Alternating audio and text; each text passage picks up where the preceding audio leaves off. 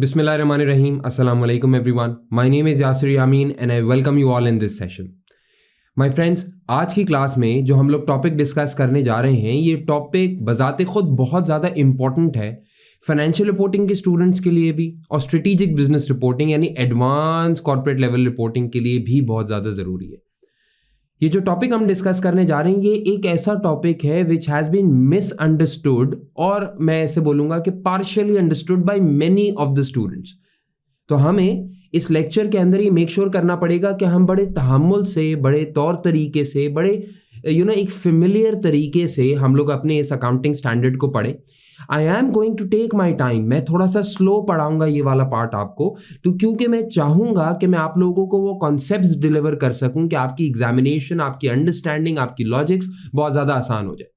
शुरू के अंदर जब भी हम किसी चीज़ की कोई लॉजिक लेने जाते हैं तो हमें अपने दिमाग का बैरियर हटाना पड़ता है, हमें अपने दिमाग को ओपन करके वो कॉन्सेप्ट समझना पड़ता है।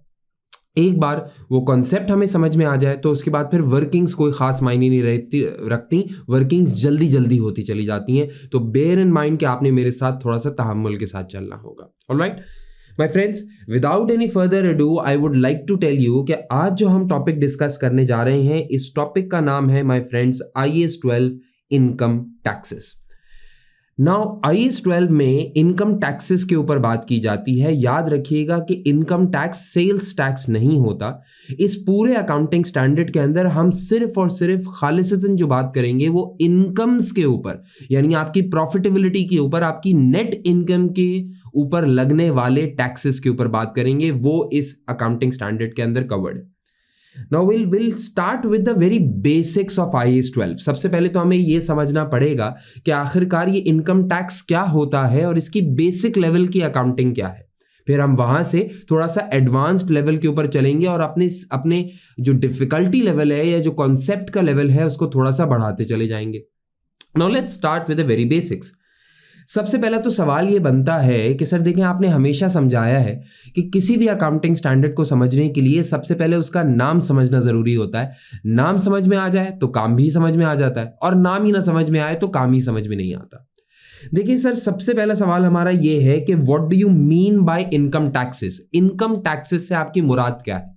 देखिए, इनकम टैक्स वो कोई भी ऐसा टैक्स होता है, इनकम टैक्स वो कोई भी ऐसा टैक्स, फाइन, चार्ज, रेट, वो कोई भी ऐसा एप्लीकेबल गवर्नमेंट की ड्यूटी होती है जो कि आप एप्लीकेबल हो आपकी बॉटम लाइन के ऊपर। Any taxation, any charge, any applicability of a certain charge on the bottom line of your business। bottom line का मतलब क्या है? on the profits of your business। देखिए ना, एक होती है top line, top line means revenue, turnover, sales, right. और बॉटम लाइन का मतलब क्या होता है? प्रॉफिटेबिलिटी। तो ऐसा कोई भी टैक्स जो कि आपकी प्रॉफिटेबिलिटी के ऊपर अप्लाई किया जा रहा हो, बॉटम लाइन के ऊपर अप्लाई किया जा रहा हो, उसको इनकम टैक्सेस कहा जाता है।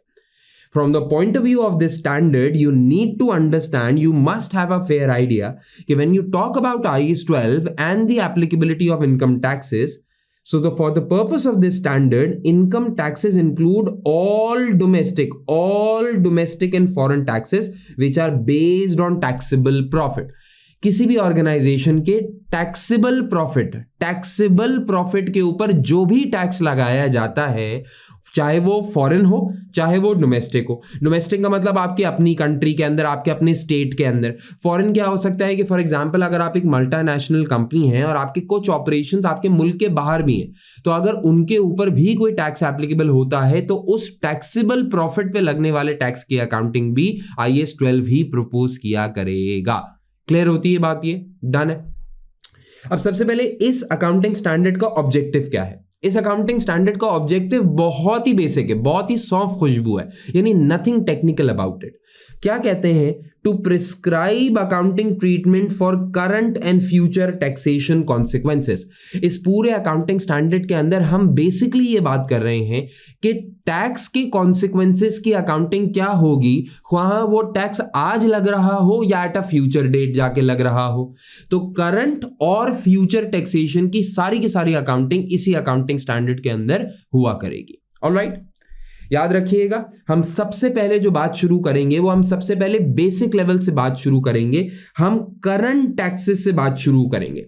यानी मैं आपको जो भी पढ़ाने जा रहा हूं वो इस साल के टैक्सेस के पॉइंट ऑफ व्यू से आपको बातें पढ़ाने जा रहा हूं। अब मेरी बात को जरा गौर से सुनिएगा।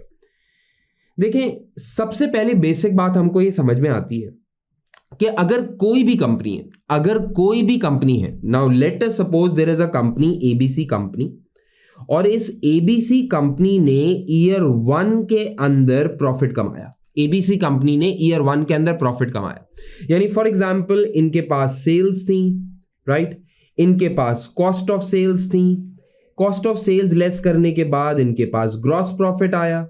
इस ग्रॉस प्रॉफिट में से उन्होंने एक्सपेंसेस और इनकम्स ऐड या लेस किए, सारे के सारे काम किए, इनके पास इनका ऑपरेटिंग प्रॉफिट आ गया। अज्यूम कर लीजिए कोई इंटरेस्ट नहीं है, इनके पास इनका फाइनल प्रॉफिट आ गया। तो जो भी फाइनल प्रॉफिट आया, मिसाल के तौर पे $10,000 का प्रॉफिट आया, तो इस $10,000 की बॉटम लाइन के ऊपर जो टैक्स लगेगा, now let us suppose the tax rate is 30%, तो इस 10,000 के ऊपर जो 30% यानी जो 3,000 का टैक्स अप्लाई होगा, ये इस साल के प्रॉफिट के ऊपर जो इस साल का टैक्स बनता होगा, इस साल के प्रॉफिट के ऊपर जो इस साल का टैक्स बनता होगा, इस साल के टैक्स को क्या कहा जाता है? Current tax. क्या कहा जाता है? Current tax. तो हम सबसे पहले इस साल के प्रॉफिट के ऊपर इस साल लगने वाले टैक्स की अकाउंटिंग सीखने जा रहे हैं, जिसका नाम मैंने आपको क्या बता दिया? Current tax. क्लियर होती है सबको ये बात? डन। अब एक बात और समझे, देखें, it is almost certain, it is almost every time 100% times किसी भी इदारे की जिंदगी में ऐसा ही होता होगा कि जिस साल कंपनी प्रॉफिट कमाती है ना, टैक्स पे उसके अगले साल जाके करती है। मेरी आप बात कॉन्सेप्चुअली समझ रहे? It is almost in 100% circumstances कि जो भी कंपनी जिस साल प्रॉफिट कमाती होगी, पेमेंट उसके अगले साल चल के करती होगी। सर क्या मतलब? भाई आप कॉन्सेप्चुअली सोचे, मिसाल के तौर पे देयर इज अ कंपनी जिसका ईयर स्टार्ट हुआ 1 जनवरी के ऊपर, तो जी ईयर एंड कब हो रहा होगा? 31 दिसंबर के ऊपर। अगर किसी कंपनी का ईयर एंड हुआ 31 दिसंबर के ऊपर, तो कोई ऐसा थोड़ी होता है कि 31 दिसंबर के ऊपर ही आपका पूरा का पूरा प्रॉफिट और लॉस बन गया होगा और आपको पता लग गया होगा कि आपने कितना प्रॉफिट कमाया है। नहीं भाई, 31 दिसंबर को रात के 12 बजे तो आपका अकाउंटिंग ईयर एंड हुआ है।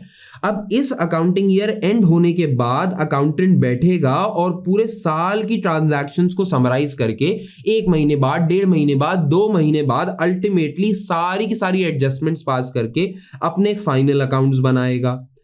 एक बार वो फाइनल अकाउंट्स बना लेगा तो देन उसको वो ऑडिट करवाएगा।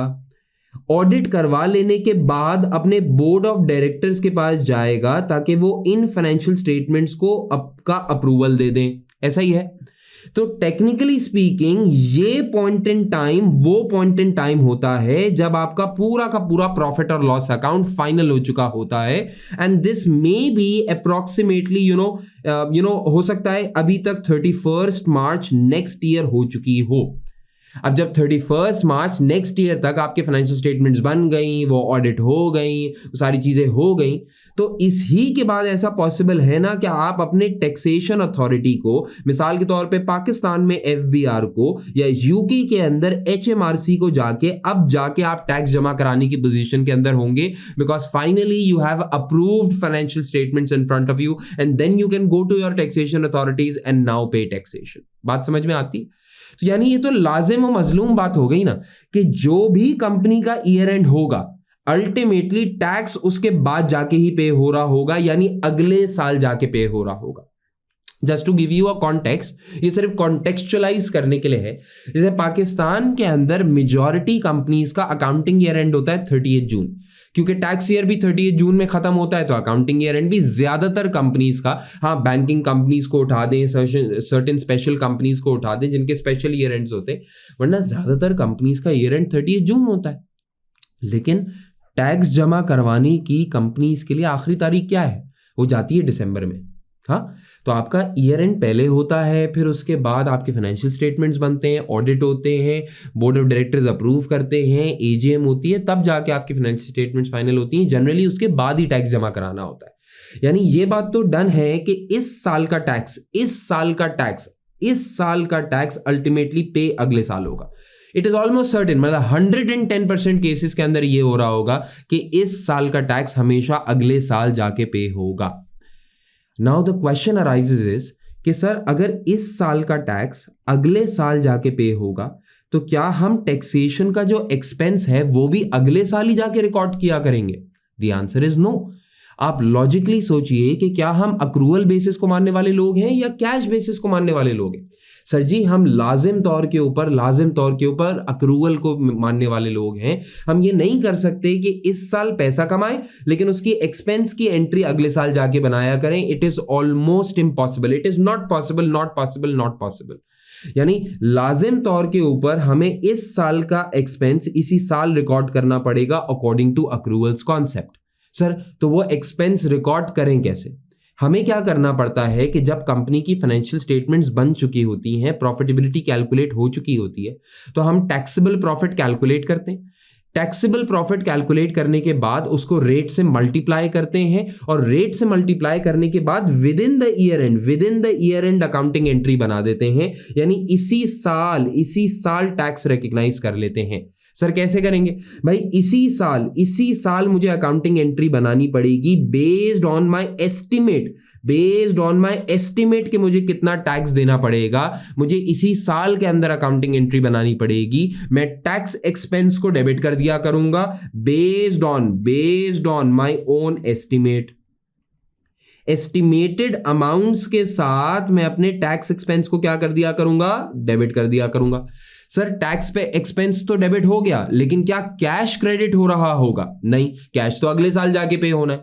तो हम अकाउंटिंग एंट्री क्या बनाएंगे? हम प्रोविजन फॉर टैक्सेशन।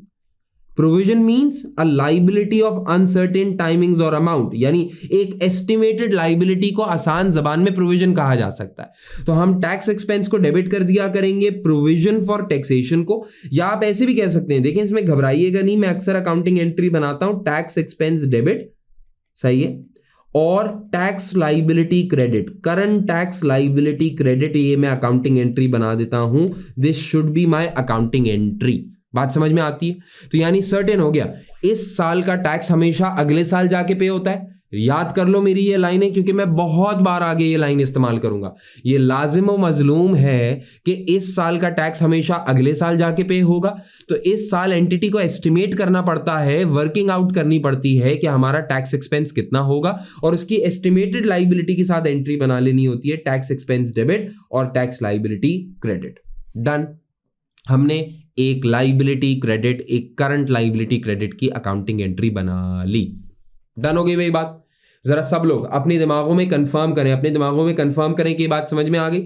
यानी मैंने अपने पास ये अकाउंटिंग एंट्री बना ली इस केस के अंदर कि टैक्स एक्सपेंस 3000 डेबिट और टैक्स लाइबिलिटी 3000 क्रेडिट, या प्रोविजन फॉर टैक्सेशन की लाइबिलिटी क्रेडिट हो गई 3000 से। ये मेरी estimated amount of income tax है। बात खल्लास।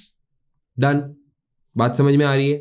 क्लियर होती है बात? ये अब जरा मुझे कॉन्सेप्चुअली ना दूसरी बात का जवाब दे। एक अकाउंटेंट ना रीजनेबली एक्सपर्ट होता है टैक्सेशन मैटर्स का। देखें कुछ लोग तो बन जाते हैं फुल टाइम टैक्स कंसल्टेंट्स। जो फुल टाइम टैक्स कंसल्टेंट्स बन जाते हैं ना, जिनका फेवरेट सब्जेक्ट आपका F6 और P6, TX और ATX होता है, तो जिन लोगों का तो फुल टाइम ताल्लुक होता है, जिनका फुल टाइम इंटरेस्ट होता है टैक्सेशन के अंदर, वो तो टैक्सेशन के कंसल्टेंट्स बन जाते हैं। डन है ना? लेकिन बहुत सारे लोग टैक्सेशन कंसल्टेंट्स नहीं बनते, तो बहुत सारे लोग फाइनेंशियल रिपोर्टिंग की तरफ चले जाते हैं। तो टैक्सेशन वाले की स्किल फाइनेंशियल रिपोर्टिंग के अंदर कम रह जाती है और फाइनेंशियल रिपोर्टिंग वाले की स्किल टैक्सेशन के अंदर कम रह जाती है। एक अकाउंटेंट ने यह अंदाजा लगाया कि बेस्ड ऑन माय एस्टिमेट मेरे taxable profits as per reasonable knowledge of tax laws इतने बनने चाहिए, and therefore in taxable profits के ऊपर मेरा टैक्स इतना बनना चाहिए। उसने अपनी बुक्स के अंदर ये अकाउंटिंग एंट्री बना दी। क्या ये 100% श्योरिटी है कि अल्टीमेटली HMRC या federal board of revenue FBR भी इतना ही टैक्स अल्टीमेटली लेगा? क्या ये लाजिम मजलूम है कि at the end of the day इतना ही टैक्स पे करना पड़ेगा? क्या ये पॉसिबल नहीं है? कि पॉसिबिलिटी तो है ना कि हमारा अंदाजा गलत हो जाए। क्या ये पॉसिबिलिटी नहीं है कि ऐसा हो सकता है कि हमने ईयर 1 के अंदर रहते हुए अकाउंटिंग एंट्री बनाई थी 3,000 की टैक्स लायबिलिटी की, लेकिन अगले साल जब हम HMRC के पास गए, जब हम FBR के पास गए, तो उन्होंने दोबारा हमारी टैक्स कैलकुलेशन की या हमारी टैक्स कैलकुलेशन को वेरीफाई किया, या हमारे PwC, डिलॉयट, EY, KPMG की किसी कंसल्टेंट ने हमारी टैक्स की वर्किंग देके रीअसेस किया कि नहीं यार, आपने फलाना टैक्स लॉ सही अप्लाई नहीं किया था या फलाना टैक्स लॉ सही अप्लाई नहीं किया था। There is a good possibility कि टैक्स एक्सपर्ट देख के ये बोले कि नहीं, आपको 3,000 के बजाय 4,000 की लायबिलिटी पे करनी पड़ेगी या सिर्फ 2,000 की लायबिलिटी पे करनी पड़ेगी। Is there a possibility, is there a slightest possibility कि यार मेरी एक्सपेक्टेशन गलत हो जाए? क्या ये हो सकता है या नहीं हो सकता? सर बिल्कुल हो सकता है। सर आप कोई खुदा तो नहीं है, आपके एस्टिमेशन में गलती हो सकती है। अगर हमारी और तुम्हारी एक्सपेक्टेशन के अंदर, हमारी और तुम्हारी एस्टिमेशन के अंदर गलती हो सकती है, तो इस गलती का नतीजा ये होगा कि हमारे पास केस आएगा अंडर या ओवर प्रोविजन का। अंडर या ओवर प्रोविजन का। अब सर सवाल ये है कि ये अंडर या ओवर प्रोविजन क्या होता है? भाई अभी समझा देते हैं आपको। भाई देयर कैन बी 2 केसेस। एक केस हो सकता है अंडर प्रोविजन का। सर क्या मतलब? ऐसा हो सकता है कि मैंने पिछले साल टैक्स की लायबिलिटी अपनी बुक्स में रिकॉर्ड की हो 1 लाख की। हाँ, मैंने अपनी बुक्स के अंदर टैक्स की लायबिलिटी रिकॉर्ड की हो 1 लाख की। जरा सोचो टैक्स की लायबिलिटी 1 लाख की कैसे रिकॉर्ड की होगी। This is case number 1। मैंने ईयर 1 के अंदर अकाउंटिंग एंट्री बना दी होगी, tax expense debit 100,000, tax liability credit 100,000। मैंने ये अकाउंटिंग एंट्री अपने पास बना दी होगी। क्या ये स्लाइटेस्ट पॉसिबिलिटी नहीं है कि जब मैं अपने टैक्स कंसल्टेंट के पास गया हूं, जब मैं अपने एक्सपर्ट के पास गया हूं, जब मैं HMRC या FBR के अंदर गया हूं, तो उन्होंने बोला हो नहीं, आपको एक्चुअल में पे करना पड़ेगा 1,20,000, यानी इवेंचुअली मुझे ईयर 2 में जाके जब मैंने अपना टैक्स पे किया तो 1,20,000 पे करना पड़ जाए। क्या इसकी कोई पॉसिबिलिटी है या नहीं है कि मेरी एस्टिमेशन गलत हो सकती है? बिल्कुल हो सकती है। भाई खुदा तो नहीं है ना, इंसान से गलती होती है, हो सकता है हो जाए। सर अगर कभी ऐसा हुआ कि आपने अपनी बुक्स के अंदर टैक्स लायबिलिटी रिकॉर्ड की हुई है 1 लाख की, लेकिन आपको अल्टीमेटली पे करना पड़ जाता है 1,20,000, यानी आपने लायबिलिटी कम रिकॉर्ड की हुई थी, आपको पे ज्यादा करना पड़ जाता है। सर आपने लायबिलिटी कम रिकॉर्ड की हुई थी तो इसका मतलब कुछ अंडर प्रोवाइड किया हुआ था, अंडर रिकॉर्ड किया हुआ था। क्या ये हो सकता है? मैं बोला भाई बिल्कुल हो सकता है। तो सर फिर क्या होगा बेटा? फिर उस केस के अंदर जरा सोचो ईयर 2 में क्या हो रहा होगा कि अल्टीमेटली मुझे कैश पे करना पड़ेगा, यानी बैंक से पेमेंट करनी पड़ेगी 1,20,000। मेरी लायबिलिटी जो रिकॉर्ड हुई हुई थी बेटा वो सिर्फ हुई हुई थी 1 लाख की, तो मैं रिवर्स कर दूंगा ये 1 लाख। हाँ, अंडर प्रोविजन के केस के अंदर मैंने लायबिलिटी कम रिकॉर्ड की हुई होगी, पे मुझे ज्यादा करना पड़ जाएगा। अगर मैंने कम लायबिलिटी रिकॉर्ड की हुई है तो लायबिलिटी तो कम डेबिट होगी, पेमेंट मुझे ज्यादा करनी पड़ जाएगी। इसका नतीजा क्या निकलेगा कि मुझे एक एडिशनल एक्सपेंस अपनी बुक्स के अंदर बुक करना पड़ जाएगा जो कि होगा 20,000 का। Now this is under provision expense, this is under provision. मुझे आइडियली तो पिछले साल अपनी एक्सपेंस रिकॉर्ड करना चाहिए था 1,20,000 का, लायबिलिटी रिकॉर्ड करनी चाहिए थी 1,20,000 की, लेकिन क्योंकि मेरी एस्टिमेशन अंडर प्रोवाइड हुई हुई थी तो मैंने पिछले साल 20,000 से कम एक्सपेंस रिपोर्ट किया था। जो पिछले साल गलती करती थी उसको इस साल आके सही कर लूंगा। ये प्रायर पीरियड एरर नहीं है, इसको गलत जगह ना लेके जाना, ये प्रायर पीरियड एरर नहीं है, ये इसी साल रॉन्ग एस्टिमेशन का एरर है, ये इसी साल रेक्टिफाई होगा। 1 लाख के बजाय जो 1,20,000 देना पड़ा, ये 20,000 मेरी बैलेंसिंग फिगर बन के मेरे इस साल के एक्सपेंसेस में चला जाएगा, अंडर प्रोविजन एक्सपेंस कहलाएगा, अंडर प्रोविजन एक्सपेंस कहलाएगा। सर क्या ये बात जरूरी है कि हर बार अंडर प्रोविजन का केस ही हो? क्या जरूरी है कि ये अंडर प्रोविजन का केस ही हो? क्या ऐसा नहीं हो सकता कि आपने उल्टा असेस कर लिया हो? मिसाल के तौर पे मिसाल दे रहा हूं कि मिसाल के तौर पे मैंने टैक्स पिछले साल प्रोवाइड किया था 1 लाख का, यानी हम बात कर रहे हैं केस नंबर 2 की। जरा सुनिए, केस नंबर 2 के अंदर केस क्या है कि ईयर 1 के अंदर मैंने अपनी बुक्स में एस्टिमेटेड लायबिलिटी रिकॉर्ड करी, टैक्स एक्सपेंस डेबिट कर दिया, यानी P&L को डेबिट कर दिया 1 लाख से। हाँ, और अपनी बुक्स में टैक्स लाइबिलिटी रिकॉर्ड कर ली 1 लाख की, डन, 1 लाख की रिकॉर्ड कर ली। क्या ऐसा नहीं हो सकता कि मैंने टैक्स प्रोवाइड किया हो 1 साल में 1 लाख का, लेकिन इवेंचुअली जब मैं अगले साल पेमेंट करने गया हूं तो मेरे टैक्स के कंसल्टेंट ने मुझे बताया हो कि भैया क्या कर रहे हो, इतना बड़ा एक बेनिफिट तुम्हारे पास छुपा हुआ है जिससे तुम्हारी टैक्सेशन सेव हो सकती है, तुम्हारी टैक्स प्लानिंग के जरिए तुम्हारा टैक्स कम हो सकता है, इसका फायदा क्यों नहीं उठा रहे? तो उसने मुझे थोड़ी सी गाइडेंस दी, मेरे कंसल्टेंट ने रिटर्न फाइल करते वक्त थोड़ी सी मुझे गाइडेंस दी और मेरा टैक्स रिवाइज करवा दिया। उसने बोला भाई तुम्हें सिर्फ 80,000 पे करने की जरूरत है, HMRC मान लेगा, प्लानिंग करो HMRC मान लेगा। यानी जरा टेक्निकली सोचो, ईयर 2 में क्या हुआ होगा? ईयर 2 में मैंने पे किया होगा, यानी कैश मेरे पास से गया होगा 80,000 का, डन। मेरी टैक्स लाइबिलिटी खत्म हुई होगी 1 लाख से, 1 लाख की रिकॉर्ड की हुई थी, अब लाइबिलिटी फिनिश हो जाएगी क्योंकि मैं पेमेंट करने जा रहा हूं। और क्योंकि मैंने ओवर प्रोवाइड कर लिया था, मुझे 80,000 पे करना है, मैंने प्रोवाइड फॉर किया हुआ था पिछले साल प्रोविजन, उसका एक्सपेंस मैंने उसकी लाइबिलिटी रिकॉर्ड कर ली थी 1 लाख की, मुझे पे करना पड़ रहा है सिर्फ 80,000 का, तो 20,000 का मेरे पास एक गेन आ जाया करेगा जो मेरे PNL में जाके रिकॉर्ड हो जाया करेगा as over provision, as over provision. बात समझ में आती है आप लोगों को? डन। तो कभी तो ऐसा हो सकता है कि क्योंकि आप टैक्स एज एन अकाउंटेंट सिर्फ एस्टिमेट करते हैं, कभी तो ऐसा हो सकता है कि आपने ज्यादा एस्टिमेट कर लिया हो, कभी ऐसा हो सकता है आपने कम एस्टिमेट कर लिया हो। अगर आपने कम एस्टिमेट किया था तो इसको अंडर प्रोविजन कहते हैं, और अगर आपने ज्यादा एस्टिमेट कर लिया था तो उसको ओवर प्रोविजन कहते हैं। अब अगर इस सारी बात को मैं एक नट शेल के अंदर लेकर आऊं तो आपके सामने ये बड़ा क्लियर है कि देखें, जब भी अंडर प्रोविजन होगा, जब भी अंडर प्रोविजन होगा तो उस अंडर प्रोविजन की वजह से हमेशा एक टैक्स एक्सपेंस यानी PNL चार्ज क्रिएट होगा। बोलो मानते हो? सर कैसे? भाई देखो ना, फिलाना केस अगर तुम देखो तो अंडर प्रोविजन का था, ये case number 1 was under provision. यहां पे मैंने प्रोवाइड फॉर किया हुआ था 1 लाख, मुझे पे करना पड़ा 1,20,000, यानी मैंने कम सोचा हुआ था। अगर मैंने पहले कम सोचा हुआ था तो अब मुझे ज्यादा सोचना पड़ेगा, यानी अंडर प्रोविजन की वजह से लाजिम तौर के ऊपर एक टैक्स एक्सपेंस क्रिएट होगा, लाजिम तौर के ऊपर एक टैक्स एक्सपेंस क्रिएट होगा। मानते हैं आप लोग इस बात को? इसी तरीके से अगर आप केस नंबर 2 को कंक्लूड करें तो केस नंबर 2 का कंक्लूजन ये बना कि जब भी ओवर प्रोविजन होगा तो लाजिम तौर के ऊपर एक टैक्स क्रेडिट क्रिएट होगा, यानी लाजिम तौर के ऊपर PNL क्रेडिट क्रिएट होगी, एक इनकम क्रिएट होगी। जरा देख लीजिए इस केस में PNL क्रेडिट हुआ था। मानते हैं आप सब लोग इस बात को? डन।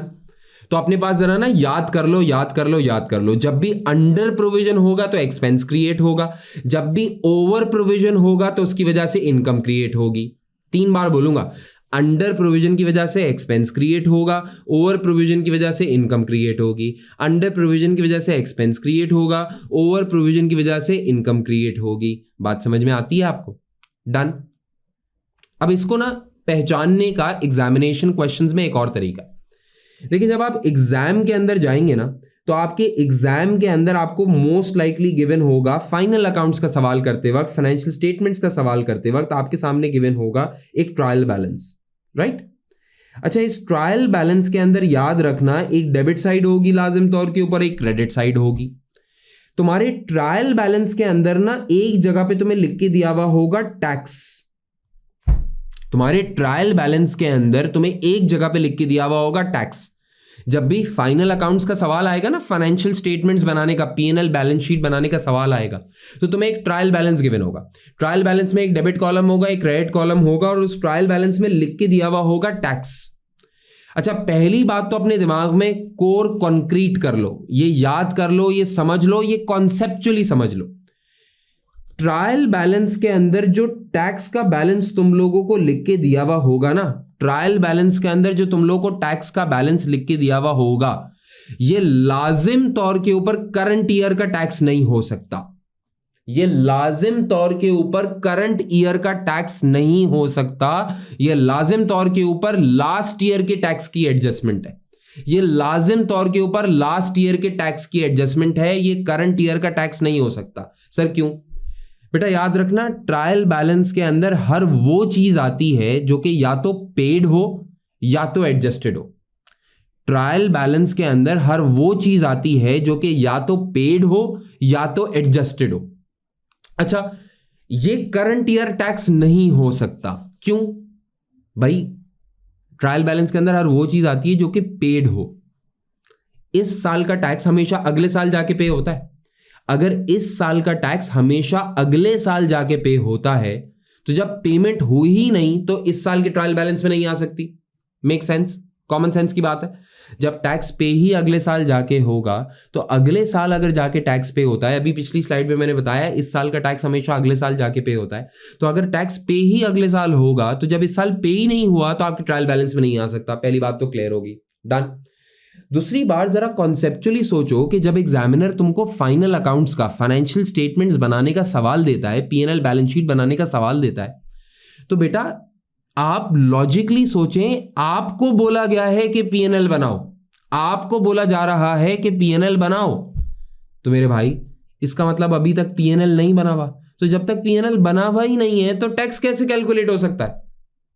सोचो ना, अगर कोई स्टूडेंट मुझसे आके ये बोले कि सर ये जो ट्रायल बैलेंस में टैक्स दिया हुआ है ये इस साल का टैक्स है, तो मैं बोलूंगा भाई अहमद को, पहली बात तो ये पे नहीं होता, तो जो चीज पेड नहीं होती वो ट्रायल बैलेंस में नहीं आती, नहीं हो सकता। दूसरी लॉजिक, सर पीएनएल तो तुमने बनाना है जाके, सवाल की रिक्वायरमेंट तो ये आएगी प्रिपेयर अ प्रॉफिट और लॉस स्टेटमेंट, तो अगर पीएनएल तुमने बनाना है तो इसका मतलब आज से पहले पीएनएल नहीं बना हुआ, तो जब पीएनएल बना हुआ ही नहीं है तो भाई टैक्स कैसे कैलकुलेट हुआ होगा? हो ही नहीं सकता।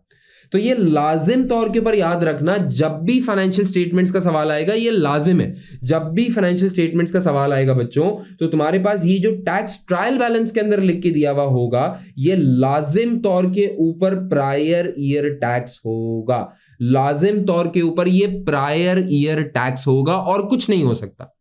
अच्छा, कुछ बच्चों को ना ये बात पता ही नहीं होती, तो बच्चे सोचते रहते हैं कि हो सकता है ये इस साल का टैक्स हो सकता है ये हो सकता है वो। अरे भाई क्यों सोच रहे हो? मैं गारंटी कर रहा हूं ना, ये इस साल का टैक्स हो ही नहीं सकता। लाजिम याद कर लो, ये prior year tax trial balance में जो भी लिख के दिया हुआ है। अच्छा, अब जब भी एग्जामिनर ट्रायल बैलेंस में तुमको प्रायर ईयर का टैक्स लिख के देगा ना, या तो वो जो टैक्स की वैल्यू है या तो वो $100 डेबिट साइड पे लिखा हुआ होगा या तो क्रेडिट साइड पे लिखा हुआ होगा, दोनों साइड पे नहीं लिखा हुआ हो सकता, या तो डेबिट साइड पे लिखा हुआ होगा या तो क्रेडिट साइड पे लिखा हुआ होगा। अच्छा, आप जरा सोचो, अगर मैंने तुम्हें इतना पढ़ा दिया और तुम्हें पता है कि ये प्रायर ईयर टैक्स का इंपैक्ट है, तो क्या ये बात कॉमन सेंस की नहीं है? देखो पकड़ना अब ये बात, देखो पकड़ना अब ये बात। देखो बेटा, अगर कभी भी एग्जामिनर प्रायर ईयर का टैक्स ट्रायल बैलेंस के अंदर डेबिट साइड पे लिख के देना, तो मैं कहता हूं मेरे स्टूडेंट्स, एग्जामिनर तुमको बताए या ना बताए, एग्जामिनर तुमको बोले या ना बोले, लाजिम तौर के ऊपर अगर डेबिट साइड पे कभी भी बैलेंस लिख के दिया हुआ है ना, तो ये अंडर प्रोविजन है, एक्सपेंस बनेगा, अंडर प्रोविजन है, एक्सपेंस बनेगा। भाई डेबिट साइड पे एक्सपेंसेस आते हैं, डेबिट साइड पे एक्सपेंसेस आते हैं, तो अगर डेबिट साइड पे एक्सपेंसेस आते हैं, तो अगर डेबिट साइड पे कोई बैलेंस लिख के दिया हुआ है तो एग्जामिनर साइलेंटली तुम लोगों से कह रहा है, साइलेंटली तुम लोगों से कह रहा है भैया बोल नहीं रहा, मैं खामोश हूं, लेकिन यकीन जानो ये एक एक्सपेंस है। बात समझ में आ रही है? प्रायर ईयर टैक्स का एक्सपेंस है। अच्छा, प्रायर ईयर टैक्स का एक्सपेंस कब क्रिएट होता है? जब आपने पिछले साल सोचा कम हो, पेमेंट ज्यादा करनी पड़ जाए, अंडर प्रोवाइड किया हुआ हो। यानी अगर डेबिट साइड पे लिखा हुआ है तो ये अंडर प्रोविजन का केस है, इससे एक्सपेंस बनेगा। अगर क्रेडिट साइड पे लिखा हुआ है, याद रखना किसी एक साइड पे लिखा हुआ होगा, तो अगर क्रेडिट साइड पे लिखा हुआ है तो याद रखना ये ओवर प्रोविजन का केस है, इसकी वजह से एक इनकम क्रिएट होगी, इसकी वजह से एक क्रेडिट क्रिएट होगा। लाजिम तौर पे बात समझ में आती है? तो अब जरा देखो, मैंने बात में तुम्हें IAS 12 भी पढ़ा रहा हूं और बातों में तुम्हें FR वाली एक एडजस्टमेंट भी बताता चला जा रहा हूं। डेबिट साइड पे लिखा हुआ हो तो एक्सपेंस है, और अगर क्रेडिट साइड पे लिखा हुआ हो तो इनकम है। अगर डेबिट साइड पे लिखा हुआ हो तो याद रखना डेबिट साइड पे एक्सपेंसेस आते हैं, और अगर क्रेडिट साइड पे लिखा हुआ हो तो ये इनकम आती है। डेबिट साइड वाला अंडर प्रोविजन है, क्रेडिट साइड वाला ओवर प्रोविजन है। बात समझ में आती है? सही। तो आप जरा लॉजिकली सोचें, जब आप ईयर 2 के अंदर गए तो ईयर 2 के अंदर एक तो आपकी अंडर या ओवर प्रोविजन की एडजस्टमेंट हो रही होगी, और ईयर 2 में उस साल के अपने टैक्स का एस्टिमेट भी रिकॉर्ड हो रहा होगा। सर क्या बोल रहे हैं भाई? ईयर 1 में तुमने एक टैक्स लाइबिलिटी का एस्टिमेट बनाया और एंट्री बना ली tax expense debit tax liability credit. जब ईयर 2 में जाओगे तो ईयर 2 में एक तो ईयर 2 का अपना करंट टैक्स रिकॉर्ड होगा, एक तो ईयर 2 का अपना करंट टैक्स रिकॉर्ड होगा, प्लस इसके साथ साथ सोचो कि कुछ ना कुछ ऐसा भी तो हो सकता है कि प्रायर ईयर टैक्स का इंपैक्ट रिकॉर्ड हो रहा हो। यानी अगर एक्सपेंस है तो तुम दोनों एक्सपेंसेस को ऐड कर देना, अगर ओवर प्रोविजन है, इनकम है, तो लेस करके दिखा देना, और फिर जो तुम्हारा नेट एक्सपेंस आएगा ये तुम्हारे पीएनएल में जा रहा होगा। यानी दूसरे साल, तीसरे साल, चौथे साल, पांचवें साल, छठे साल, सारी जिंदगी एक तो उस साल का अपना टैक्स रिकॉर्ड होगा, करंट टैक्स रिकॉर्ड होगा, और फिर पिछले सालों की एडजस्टमेंट भी रिकॉर्ड होगी, पिछले सालों की एडजस्टमेंट भी रिकॉर्ड होगी, यानी अंडर या ओवर प्रोविजन का इंपैक्ट रिकॉर्ड होगा। डन। अगर ये बात तुम्हें समझ में आ रही है तो जरा सोचो तुम्हारा फाइनल फॉर्मेट क्या बन रहा है। फाइनल फॉर्मेट किसी भी साल के अंदर एक तो करंट ईयर का प्रोविजन रिकॉर्ड होगा, करंट ईयर का प्रोविजन इस साल के प्रॉफिट पे क्या अंदाजा बनता है कि कितना एक्सपेंस रिकॉर्ड होना चाहिए। एक तो करंट ईयर का प्रोविजन रिकॉर्ड होगा, उसके साथ साथ तुम्हें प्रायर ईयर टैक्स का बैलेंसिंग इफेक्ट भी अपनी बुक्स के अंदर लेके जाना पड़ेगा। अंडर प्रोविजन है तो ऐड कर देना, ओवर प्रोविजन है तो लेस कर देना, और इन दोनों नंबर्स को नेट करने के बाद जो फिगर आएगी वो तुम्हारा टोटल टैक्स एक्सपेंस होगा, and this total tax expense will be recognised in your PNL. यानी आज के बाद ये याद रखना, आज के बाद ये याद रखना कि तुम्हारे पीएनएल के अंदर टोटल टैक्स एक्सपेंस जाएगा, पीएनएल के अंदर टोटल टैक्स एक्सपेंस जाएगा, which is current year tax plus minus under या ओवर प्रोविजन। जो भी नेट फिगर आ रही है वो नेट फिगर तुम्हारे पीएनएल में जाएगी, नेट फिगर तुम्हारे पीएनएल में जाएगी। All good? बात समझ में आ रही है तुम लोगों को? क्लियर होती है बात ये? डन। एक सवाल आता है कभी कभार स्टूडेंट्स के दिमाग में कि सर आपने बोला कि ये जो प्रायर ईयर टैक्स का इंपैक्ट आता है, अंडर या ओवर प्रोविजन आता है, सर आपका एस्टिमेट गलत हो सकता है, यहां तक तो बात समझ में आ रही है, लेकिन क्यों गलत हो सकता है ये बात समझ में नहीं आ रही। यानी कोई प्रैक्टिकल एस्पेक्ट बताएं जिसकी वजह से आपका अंदाजा गलत होगा। सर अकाउंटेंट ने भी तो टीएक्स और एटीएक्स का पेपर पढ़ा हुआ होगा। सर तो अगर अकाउंटेंट ने टीएक्स का पेपर पढ़ा हुआ है तो वो गलती कैसे कर सकता है? गलती कैसे कर सकता है? सर क्यों अंडर या ओवर प्रोविजन का इंपैक्ट क्रिएट होता है? क्यों? उसकी कुछ पोटेंशियल रीजंस हो सकती हैं। मैंने आपके सामने ना कुछ प्रैक्टिकल reasons लिख के बताइए। These are not the only reasons, but these are some of the things that may cause under या over provision।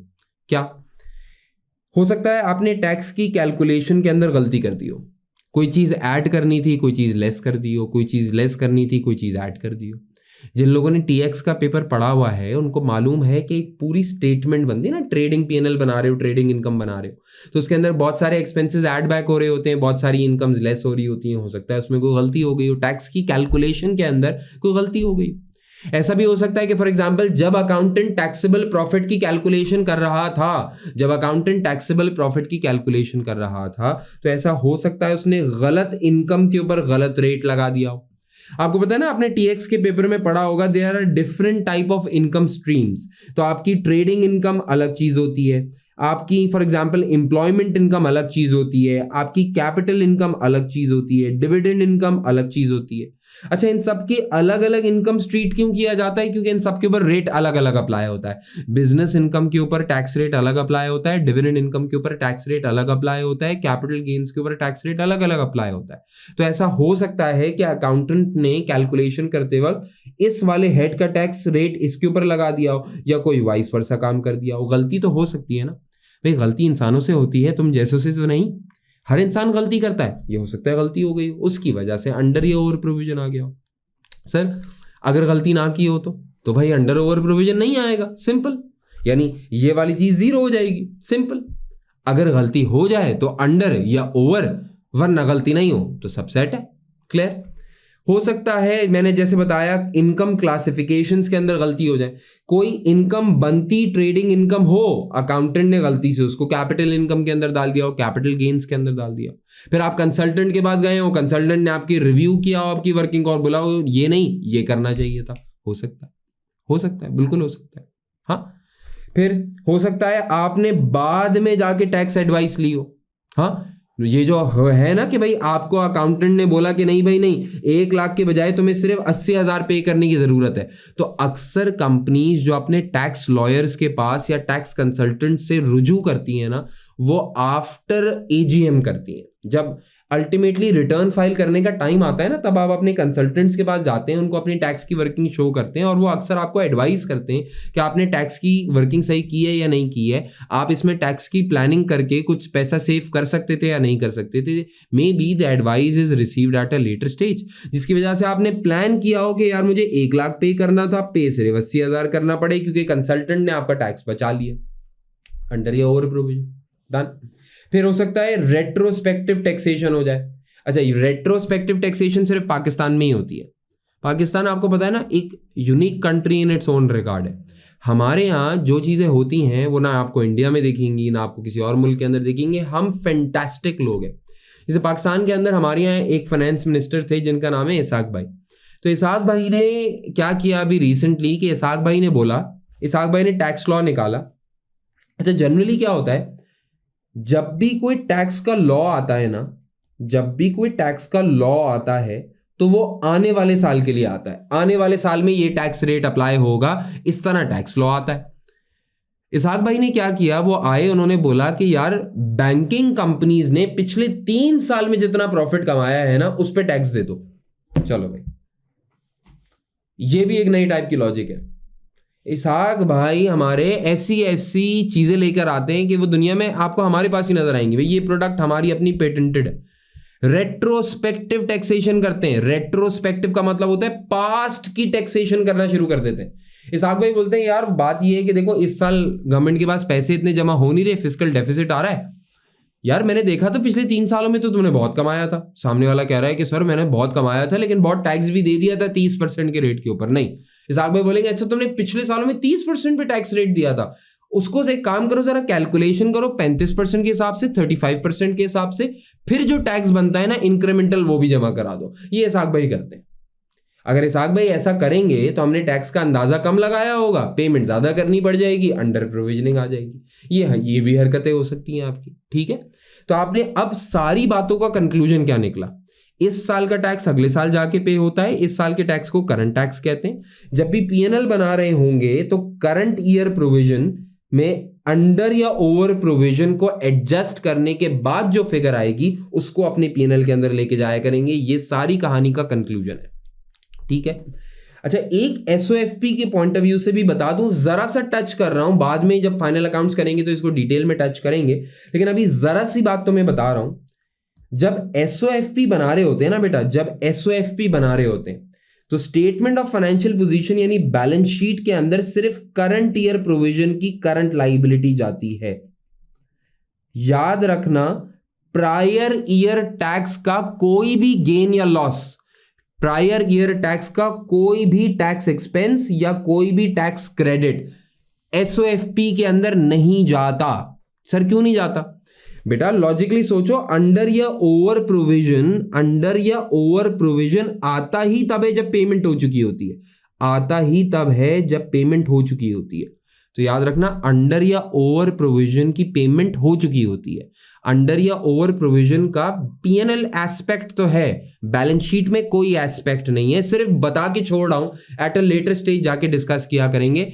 करंट ईयर की टैक्स लायबिलिटी बैलेंस शीट में आती है, अंडर या ओवर प्रोविजन पे होने के बाद पता चलता है। पेमेंट होने की वजह से, ज्यादा या कम पेमेंट होने की वजह से अंडर या ओवर प्रोविजन पता लगता है। इसका बैलेंस शीट में कोई एंगल नहीं जाता, पीएनएल में जरूर जाता है। क्लियर? सो विद दिस मेरे दोस्तों, हमने अपना बेसिक्स ऑफ इनकम टैक्सेशन का लेक्चर कंप्लीट कर लिया। अब नेक्स्ट लेक्चर के अंदर हम लोग मिलेंगे जब कुछ और बात कर रहे होंगे which would build upon this knowledge। तो ये अच्छा समझ में आए तो ही नेक्स्ट लेक्चर की तरफ चलिए। ठीक है, अल्लाह हाफिज।